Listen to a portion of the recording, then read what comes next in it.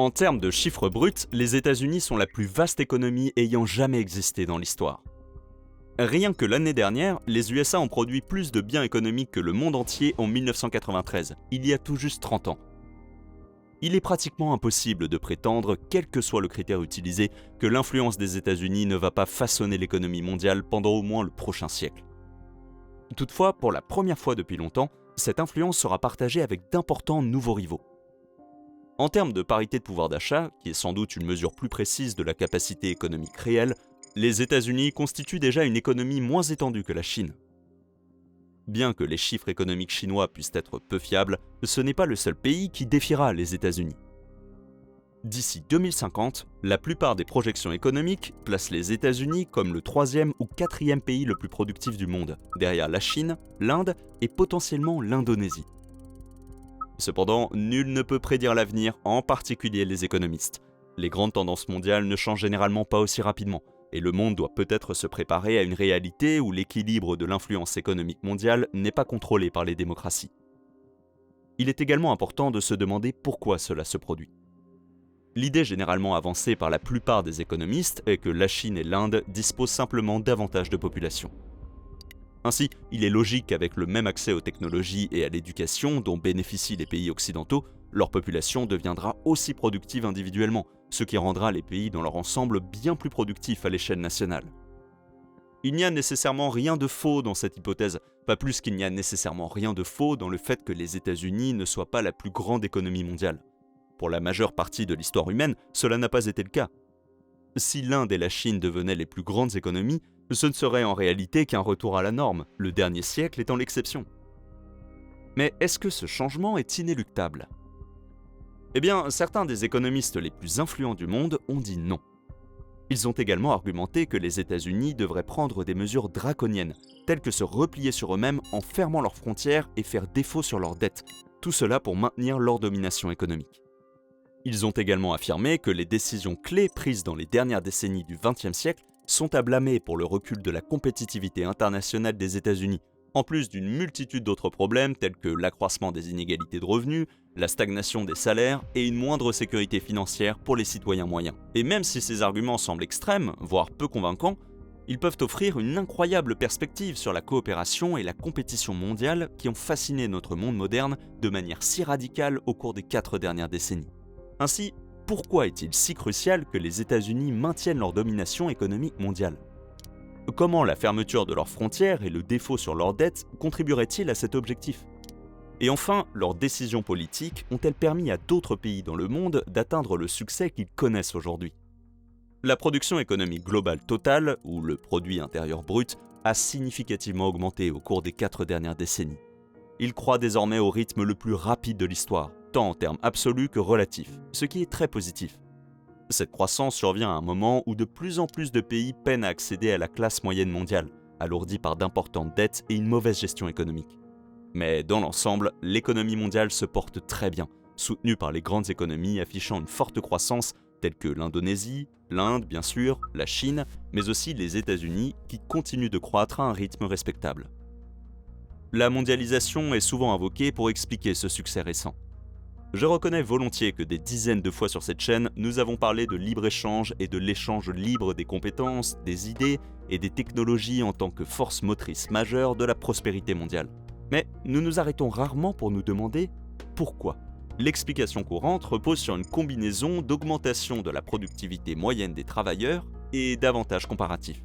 L'avantage comparatif existe entre deux économies présentant différentes concentrations des facteurs de production. Entre la Chine et les États-Unis, la Chine peut produire un niveau plus élevé de biens manufacturés avec la même quantité d'intrants que les États-Unis, ce qui lui confère un avantage comparatif dans ses biens. Pour les besoins de cet exemple, les ressources entrantes peuvent être simplifiées en se limitant à l'argent.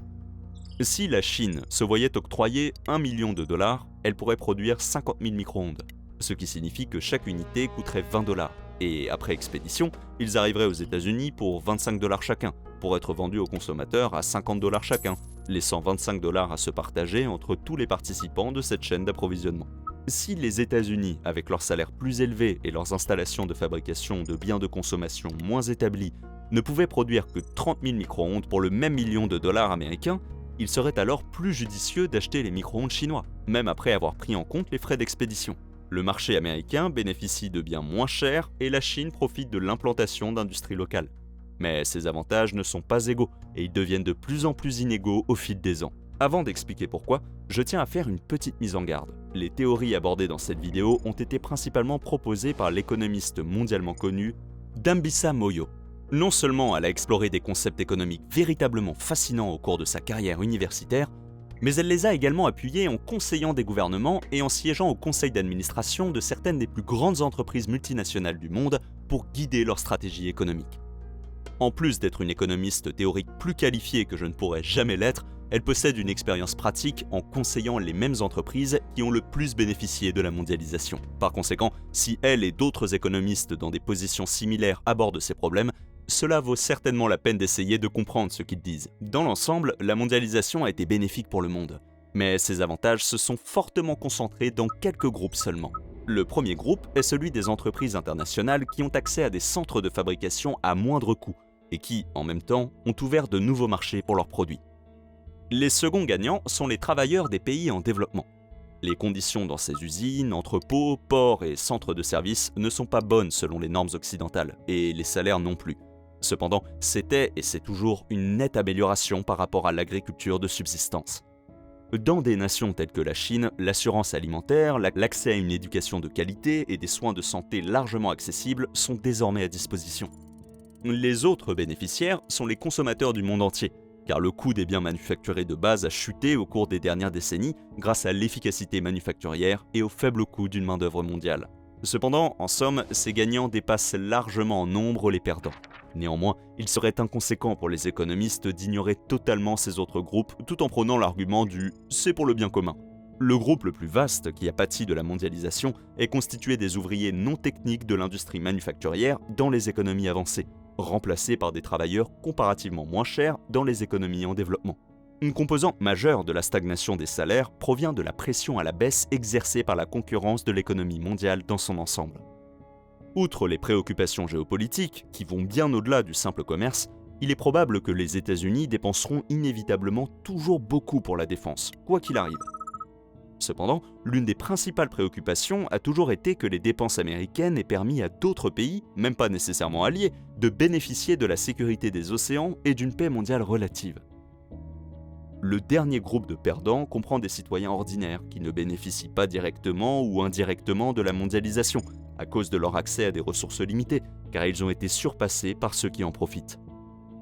Le prix de l'immobilier dans des métropoles mondiales comme New York, Vancouver, Seattle, San Francisco, Los Angeles, Sydney et même Shanghai, Hong Kong et Pékin ont explosé au cours des dernières décennies.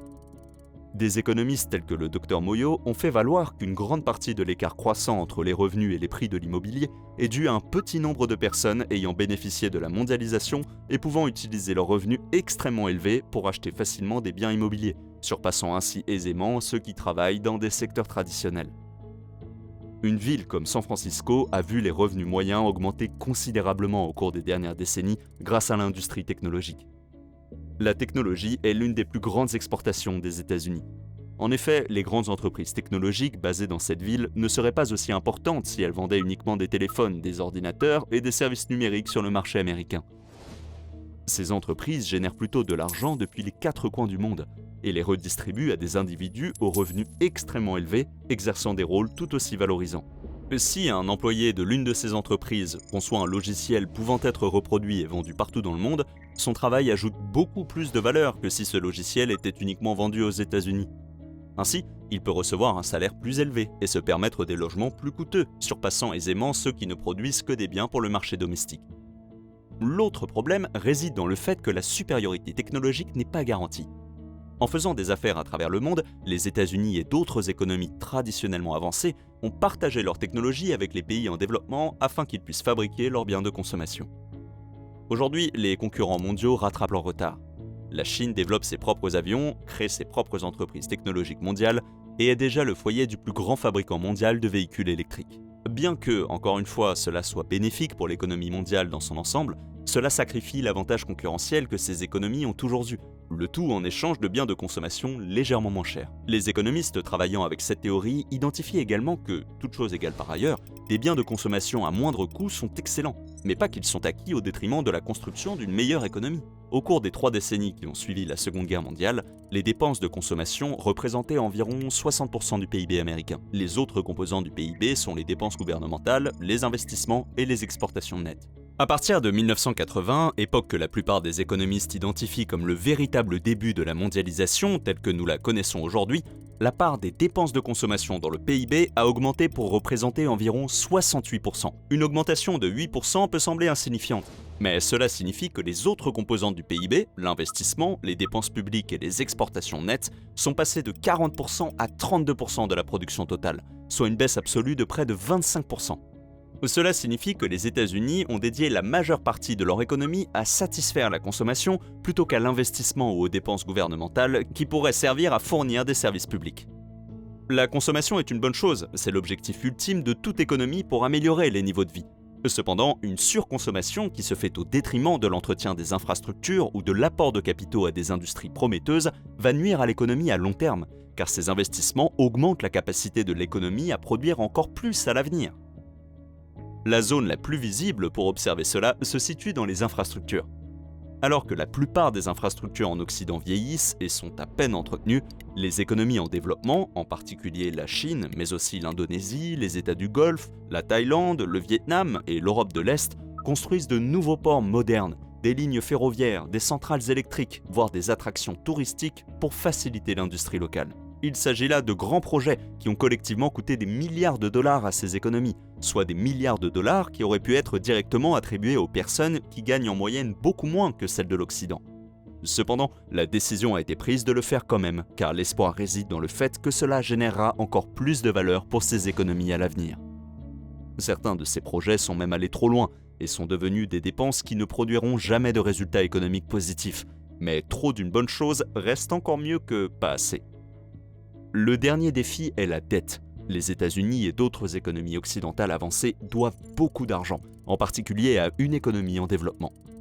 La dette des ménages est également devenue un problème, accéléré par les disparités de revenus qui, comme nous l'avons vu précédemment, ont été à leur tour accentuées par la mondialisation. Alors que les gens peinent à suivre la hausse des prix des logements et l'augmentation du coût de la vie avec des salaires stagnants, ils contractent plus de dettes pour combler le fossé. Cette dette s'est concentrée principalement dans l'immobilier, que la plupart des gens considèrent comme leur principal investissement. Une idée qui a été soutenue par de nombreux gouvernements dans de nombreuses économies avancées par le biais d'incitations fiscales et de subventions qui tentent artificiellement de rendre l'immobilier plus attrayant comme investissement que des alternatives telles que les actions qui pourraient financer des entreprises productives. Même si vous n'êtes pas d'accord avec les théories de ces économistes, il s'agit d'un aperçu fascinant de la manière dont les décisions prises en matière de commerce mondial et de coopération ont eu un impact sur tous les domaines de nos économies modernes, d'une manière qui ne semble pas immédiatement évidente. Mais si des pays comme les États-Unis sont vraiment lésés par le bâton de la mondialisation, alors quelles sont les solutions ? La solution la plus sensée serait d'encourager l'investissement plutôt que la consommation, sans privilégier un type d'investissement par rapport à un autre. De plus, les États-Unis devraient mettre en œuvre des politiques de protection des industries locales, en particulier celles qui fournissent beaucoup d'emplois, plutôt que de les concentrer entre les mains de quelques employés hautement qualifiés. Cela se produit déjà, la tendance à la relocalisation et à la réinternalisation a augmenté depuis même avant 2020, et a bien sûr été fortement accélérée par la pandémie mondiale.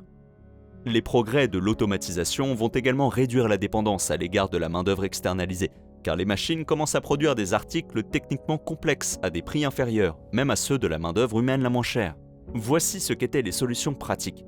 Mais ce ne sont pas les solutions pour lesquelles le Dr Moyo et d'autres économistes concentrent le plus leur attention. Leur solution extrême consistait à ce que les États-Unis se coupent complètement du monde extérieur, fassent défaut sur leurs dettes et se concentrent sur le développement de leur industrie nationale pour devenir totalement autosuffisants. Cela peut sembler fou, mais avant la Seconde Guerre mondiale et même avant les années 1980, c'était à peu près ainsi que les États-Unis étaient gérés. Le taux de croissance pendant cette période était similaire à celui d'aujourd'hui, et actuellement il a même une capacité encore plus élevée d'autosuffisance car il peut subvenir à ses propres besoins énergétiques. Ce choc serait préjudiciable à l'économie américaine, mais il nuirait beaucoup plus aux économies concurrentes. La Chine tire une grande partie de son pouvoir économique de la détention de la dette américaine et de la fourniture d'importations bon marché aux États-Unis. Si elle perdait instantanément ces deux éléments, cela pourrait probablement paralyser complètement son économie. Une économie qui a vraiment besoin de continuer à s'améliorer pour que le régime en place puisse rester au pouvoir. En réalité, je suis sûr que le Dr Moyo sait que ces mesures extrêmes ne seront jamais prises et qu'elles ont probablement été incluses pour lancer la conversation et susciter plus d'attention pour les ventes de livres. Mais même pour rien d'autre qu'une expérience de réflexion, cela pousse même les économistes mondialistes les plus passionnés à repenser qui sont les vrais gagnants. Dans cette vidéo, nous avons beaucoup parlé de la dette mondiale. Le mois dernier, nous avons réalisé une vidéo complète sur les 300 billions de dollars américains dus dans le monde. Alors je ne voulais pas répéter trop de choses ici, mais vous devriez pouvoir cliquer à l'instant sur cette dernière pour creuser plus en profondeur le sujet. Merci d'avoir regardé. Ciao!